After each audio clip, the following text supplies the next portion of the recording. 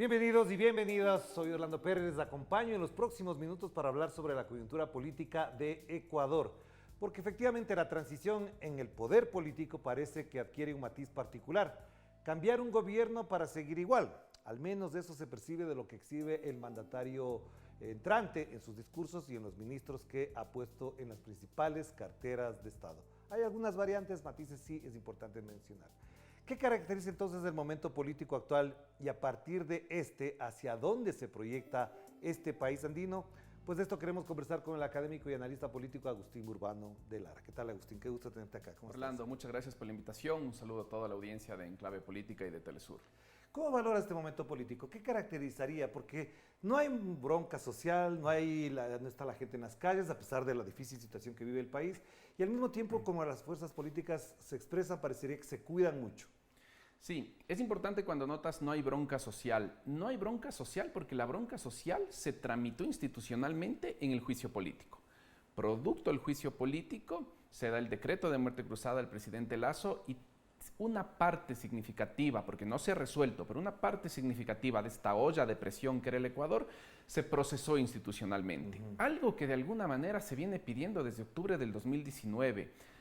Hay una queja, hay un malestar en la sociedad, tenemos un sistema político donde los políticos priorizan los conflictos y sus intereses particulares que la representación de la ciudadanía. El juicio político hace un cambio, una dependencia de esa trayectoria.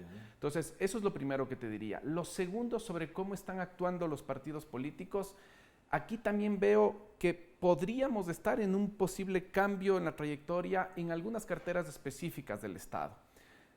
Si miramos con atención desde 2018, mediados del 2018, la policía ha estado gobernada específicamente por María Paula Romo. Y también por la Embajada de Estados Unidos, dicen algunos. Sí, también. Sí, ahí hay más vínculos comprobables de cercanías entre la Embajada de Estados Unidos y la Fiscalía, por ejemplo. Sí. Pero desde 2018, inclusive en el breve interregno de Alexandra Vela, que entró como viceministro Carrillo, la policía y las relaciones civiles policías han estado en manos de María Paula Romo. Y esa articulación ha sido justo una de las que más ha restringido nuestra participación democrática. Ya vimos los efectos de ese maridaje en octubre del 2019, vimos los efectos de ese maridaje en junio del 2022, lo vimos en cómo intervino la policía, la fiscalía, ese dispositivo en las elecciones del 2021, vimos cómo intervino en las elecciones de este año del 2023. Entonces, la primera noticia feliz es que la rectoría de la policía en este momento salga del ámbito de influencia de María Paula Romo. Esa es la principal noticia feliz, porque tampoco podemos decir, venimos ya 4 años con el discurso, 5 años de que la culpa de la inseguridad y el auge de la violencia es de Correa, pero cada año que se sigue repitiendo ese diagnóstico sigue subiendo la tasa de homicidios, siguen subiendo los secuestros, las extorsiones y los bombazos. Es sano que empecemos a leer la realidad de otra manera y para eso hay que cambiar el sector político que está gobernando esa relación. Ahora, una cosa que es importante, Agustín, y en función de que el próximo domingo hay elecciones, por supuesto, en Argentina, y ahí la bronca, la brecha, como se la ha tratado, de alguna manera también ha sido objeto de análisis. ¿En el Ecuador crees que efectivamente esa polarización, como la llamamos acá, de correísmo, anticorreísmo o clivaje, como lo quieran llamar, crees que tocó techo o tocó fondo? ¿Hasta dónde esto se saturó y al saturarse políticamente, efectivamente ya busca otro tipo de expresiones? No, a ver, yo creo mucho en la comunicación política y creo mucho que la comunicación política sirve para influir en cómo hacemos sentido respecto de determinada organización política o determinado liderazgo político. Cuando mis amigos que hacen comunicación política hacen análisis estructural de la sociedad, apago la televisión. ¿Por qué? Y te digo por qué. Porque, a ver, es la emergencia de la revolución ciudadana la que te explica que haya un bloque de poder que se haya galvanizado de esta manera. Es decir, las disputas a las que estábamos acostumbrados en los 80s y en los 90s entre las distintas élites fueron las que abrieron en los intersticios por la cual el movimiento indígena hizo todo su repertorio de acción colectiva, ganó derechos, conquistó derechos, y fue también el intersticio por el cual un montón de personas que habían acumulado mucho trabajo en la sociedad, en 2006 vieron en Rafael Correa un liderazgo político en el cual podían confluir. Y la gasolina que quemaron en todo el proceso 2006-2017 es toda la legitimidad que construyeron en las 2 décadas anteriores. Y ahí no estamos hablando solo de Rafael Correa. Rafael Correa era el producto de cientos de personas, de miles de personas que lo construíamos incesantemente una y otra vez. Entonces, ¿por qué te digo esto? Porque Incluso solamente a modo de broma, incluso en una entrevista yo decía que antes de que llegue Correa había un correísmo, que no se llamaba así. Claro, pero porque no teníamos el significante antropológico que nos iba a representar. Así es. Pero lo que sí te diría es que el bloque de poder que tenemos hoy en día no era el que enfrentamos en ese momento. Esto es nuevo. Hay un nivel de consenso, hay un miedo al correísmo que para mí es comparable al miedo que en Argentina se le tiene al peronismo. Feynman, quien ya falleció, solía decir que el peronismo es el hecho maldito del país burgués en Argentina. Para el país burgués más retrógrado y recalcitrante en Ecuador, el correísmo es el hecho maldito. Porque inclusive, por esta dualidad de estrategias sobre la que podemos hablar luego, para la burguesía en el país, para los sectores dominantes, para las élites, ha sido fácil relacionarse con ciertas partes del movimiento indígena que quieren incorporarse al Estado sin importar si es el Estado neoliberal, y ha sido fácil relacionarse con ciertas élites de otros partidos, o socialista, o históricamente, o partidos comunistas, o qué sé yo. Que o también, los socialdemócratas como la izquierda democrática, que quisieron incorporarse a la estatalidad. Claro. Entonces, yo por eso te diría, esta dinámica correísmo-anticorreísmo es estructural, llegó para quedarse, porque es lo que te explica esa consolidación del bloque de poder. Pero entonces, siendo así, ¿de qué manera esto que estamos viviendo los ecuatorianos y las ecuatorianas en una supuesta transición, yo digo que es transición por el cambio de nombres, tiene unas características que apaciguan esa discusión? ¿Hasta dónde esto modifica esa, digamos, dinámica un poco hasta agria? Ya, ahí tiene que ver primero un rasgo fundamental, y es que una de las premisas de esta dinámica correísmo-anticorreísmo que se jugó con Lenín Moreno y se jugó con Guillermo Lasso era sacar al sector más beligerante del movimiento indígena de la comunidad política, le hacía Leonidas Issa, pero también excluir en todo su conjunto a la Revolución Ciudadana de la comunidad política. Claro. Y el primer gesto que hace Daniel Noboa es decir, no, la Revolución Ciudadana es la primera mayoría en la Asamblea, es la primera fuerza política del país, yo no voy a tener gobernabilidad sin la Revolución Ciudadana, son parte legítima de la comunidad política.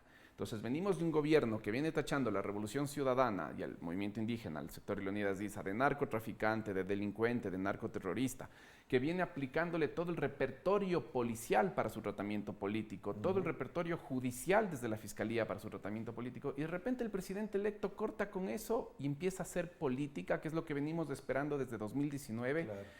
Y las élites más retrógradas se asustan y empiezan a tratar de presionar con sus estrategias de hooligans, de barras bravas, pensando que Daniel Noboa va a estar pendiente del Twitter y de los editoriales con la misma vehemencia y con la misma ansiedad que estaba pendiente Guillermo Lasso. Claro. Y aquí hay algo fundamental que no están cayendo en cuenta.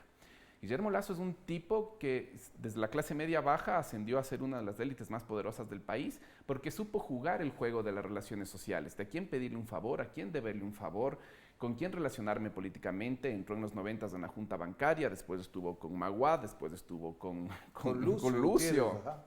Así es. Pero Daniel Noboa no requirió de ese juego de relaciones sociales para ascender. Él es un heredero. Él no le debe nada a nadie más que a sus papás. Él ya vino con esa condición. Él ya vino con eso. Entonces, si a él Carlos Vera, hijo, Jorge Ortiz, le dicen una grosería en la radio, no le importa, porque nunca necesitó de ellos para llegar a donde está. Eso es cierto. Y eso le da un poco más de autonomía respecto de sus decisiones. ¿Eso va a ser que Daniel Noboa va a ser la nueva sorpresa en el país? No, no creo.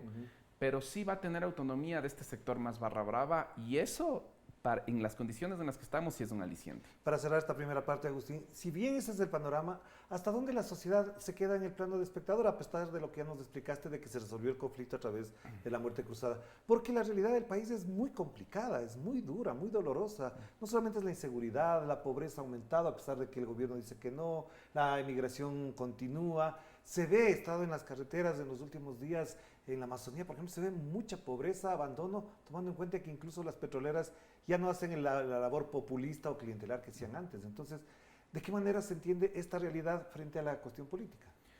O sea, hay una especie de moratoria con respecto al sistema político. El sistema político va a gozar de confianza por un tiempo, pero la resolución de las múltiples crisis que nos atraviesan está pendiente.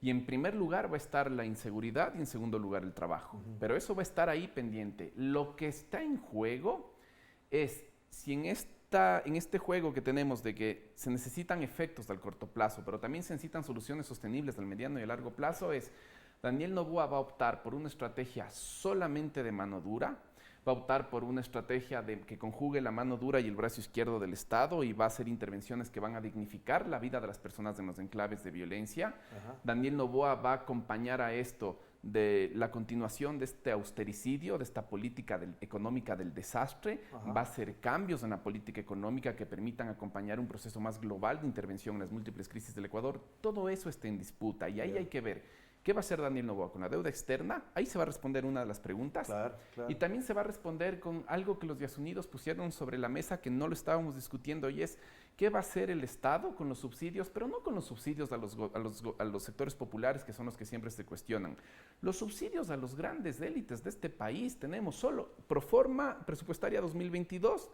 Esto lo dice el SRI de Francisco Briones, no el Partido Comunista del Ecuador, no Rafael Correa. Así es.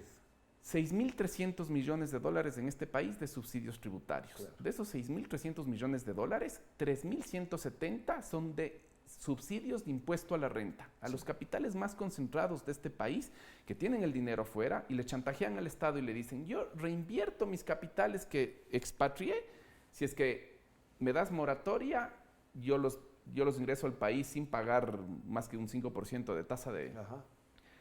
Y me das 10 a 12 años de exclusión de impuesto a la renta. Entonces, en realidad, cuando hablamos de subsidios, lo que se está subsidiando es a las grandes élites de este país. Claro. Y ahí también se va a resolver si es que Daniel qué política económica va a volver sostenible el proyecto de Daniel Noboa. Y ahí hay dos preguntas claves que veamos cómo se resuelve. Hagamos la pausa, Agustín, para volver enseguida sobre la perspectiva, tomando en cuenta que este día viernes ya se instala la Asamblea Nacional y hay dos temas que están latentes en esa agenda de la Asamblea, como es el juicio político al propio presidente Guillermo Lasso y la otra es los juicios políticos a las autoridades que salen de este gobierno. Vamos a la pausa.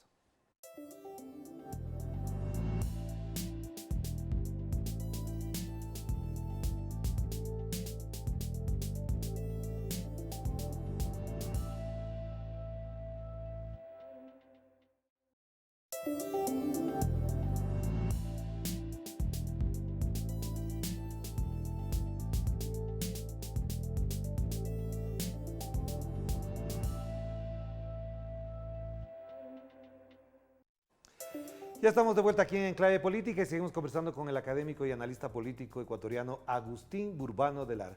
Agustín, mañana viernes 17 de noviembre se instala la Asamblea Nacional, hay un nuevo ambiente, hay un acuerdo, se ha dicho que Revolución Ciudadana, Partido Social Cristiano y Acción Democrática Nacional de Daniel Noboa forman una mayoría para nombrar autoridades, pero no necesariamente para todas las leyes.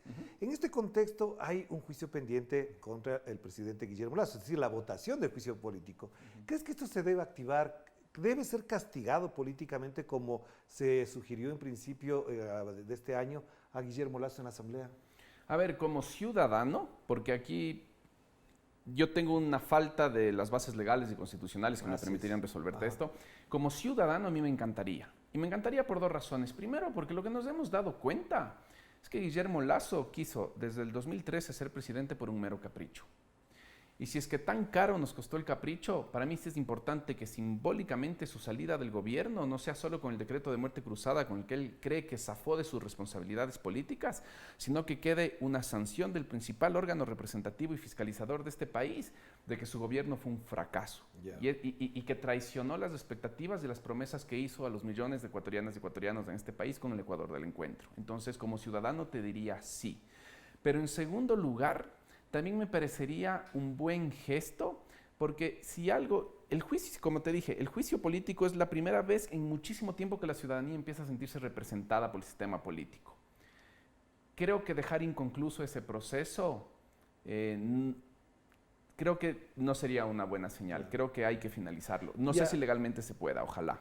Bueno, eso ya no está en nuestras manos, nosotros no somos los constitucionalistas ni los legisladores para eso, pero de todas maneras, en perspectiva, si este es el panorama, ¿cómo recibe el país, digamos en el plano político, porque en el económico también es una situación muy concreta y muy particular, ¿cómo recibe el país de todos Daniel Noboa? ¿Hasta dónde su talante, su postura? Ayer le vimos en la recepción de credenciales con un discurso calmado, de concordancia, de consensos. ¿Crees que efectivamente por ahí podría al menos apaciguar lo que para él incluso ya preparan algunos, es decir, desde el grupo de María Paula Romo, de Patricio Carrillo, una acción concertada para no dejarle gobernar? A ver, estuve recién este fin de semana en Guayaquil conversando con mucha gente y hubo algo que me quedó y es, no voy a volver a apostar por nadie hasta no ver. Yeah. Entonces, mi actitud con Daniel Noboa es esa. Quiero ver cómo inicia. De momento, el acuerdo legislativo a mí es un aliciente, como te dije, por dos razones. Primero, porque hay algo que estamos perdiendo de vista las izquierdas, y es que desde el 2018 no hemos participado en política ni con la cancha igualada, ni en igualdad de condiciones, ni se han aplicado, sobre todo las fuerzas antineoliberales, no se han aplicado ni el debido proceso, ni el principio de inocencia.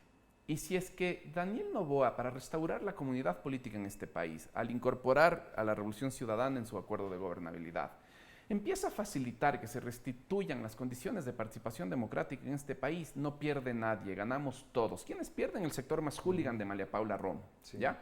Pero ganamos todos. Entonces, espero que esto sea así. Si el gobierno de Daniel Noboa sirve para empezar a encauzar las soluciones de los principales problemas y para restituir las condiciones de participación democrática en este país que no existen, eso ya es al una menos para que podamos todos. Conversar y tener divergencias en sana paz. Y que no nos esté después persiguiendo Diana Salazar por eso. Exacto, imponiendo persecuciones fiscales. Y en función de eso, entonces la pregunta que cabe es, Daniel Noboa ha hablado de la necesidad de reelegirse, porque si no, no va a poder cumplir con su mandato.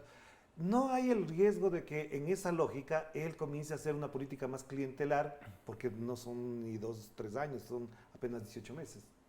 Sí, pero va a correr el riesgo, si es que su política es estrictamente clientelar, va a correr el riesgo de que le suceda lo que ya le pasó a Lenín Moreno al final de su periodo y a Lasso al final de su periodo, y es esto que se llama la inflación política.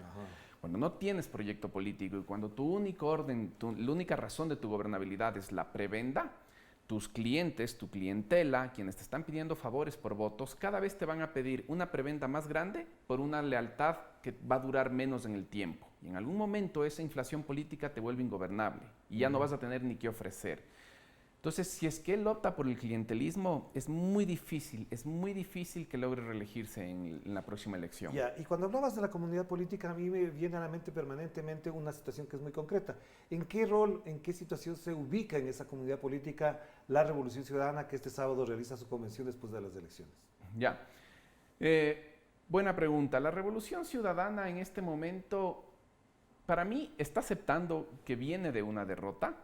Y para mí eso es sano también, porque los gestos que ha hecho públicos la Revolución Ciudadana son los mismos gestos que creo que la Revolución Ciudadana habría esperado de Daniel Noboa si es que él habría perdido. Eso en primer lugar. Entonces, saben que ya hay un plan de gobierno que se votó, no necesariamente es la política económica de la Revolución Ciudadana, pero la Revolución Ciudadana acepta su derrota, apoyará lo que tenga que apoyar y lo que pueda apoyar que sabe que será beneficioso para el país.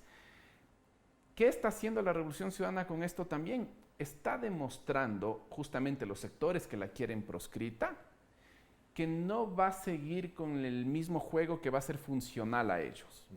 Es decir, si la Revolución Ciudadana tiene que apoyar la gobernabilidad del gobierno de Daniel Noboa, porque ese es el resultado de la democracia de las pasadas elecciones, lo va a hacer. Y ahí ya empieza a generar fricciones dentro del mismo bloque de poder. Ese comunicado del bloque Construye, de nosotros no somos anti-Daniel Noboa ni anti-gobierno, somos anti-Revolución Ciudadana, es un comunicado un poco, es una pataleta, es un berrinche.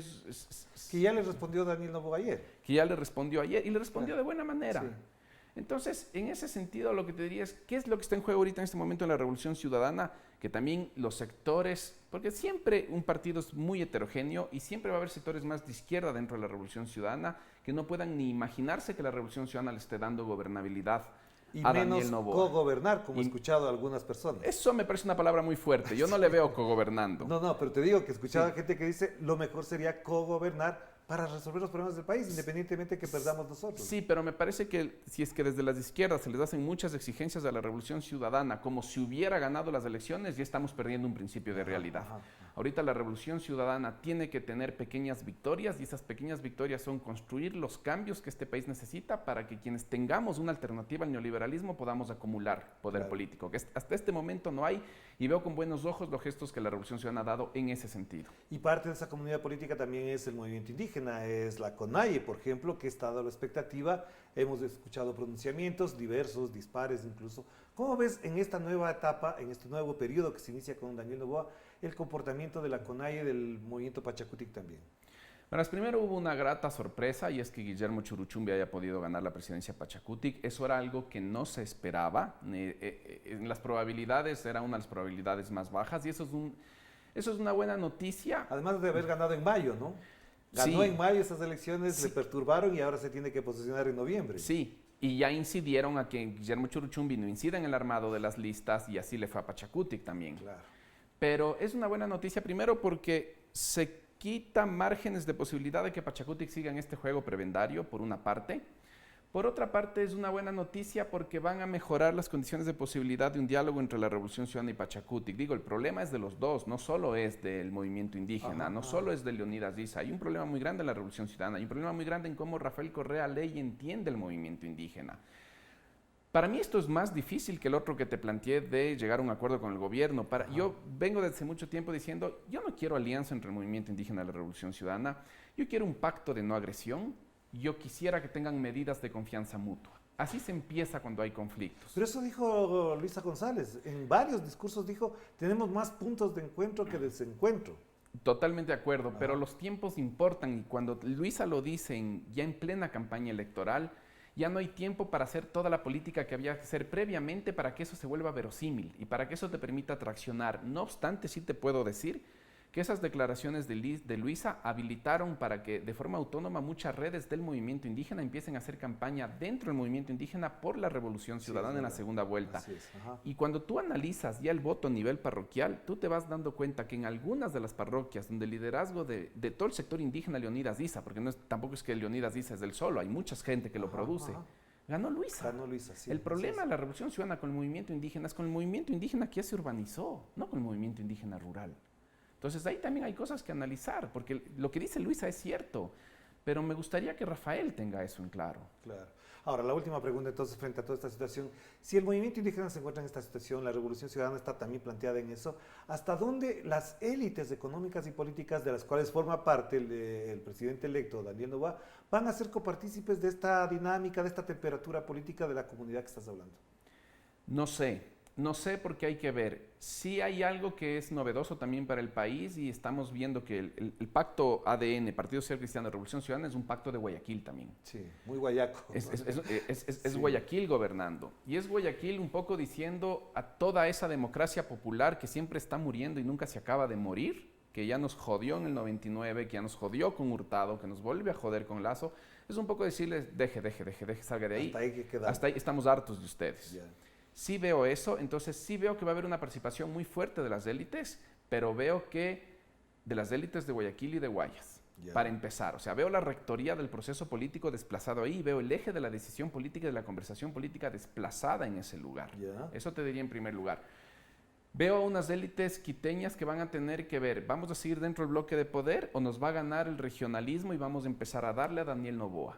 Que si uno juzga por las radios y por los editoriales, puedo ver que los quiteños empiecen a lanzar en esa clave. Y eso sería la primera grieta importante en todos estos años a este bloque de poder, que hasta las elecciones estuvieron muy bien consolidadas. Claro que sí. Gracias, Agustín. Muy amable por Orlando, muchas gracias a ti por la invitación. Y gracias a ustedes también por acompañarnos en esta reflexión a pocas horas prácticamente de que se elija una nueva asamblea, las autoridades de la nueva Asamblea Nacional, y también a pocos días de que se instaure un nuevo gobierno con la salida del peor presidente de la historia de este país, llamado Guillermo Lasso Mendoza. De esto seguiremos conversando. Un abrazo para todos. Chao, chao.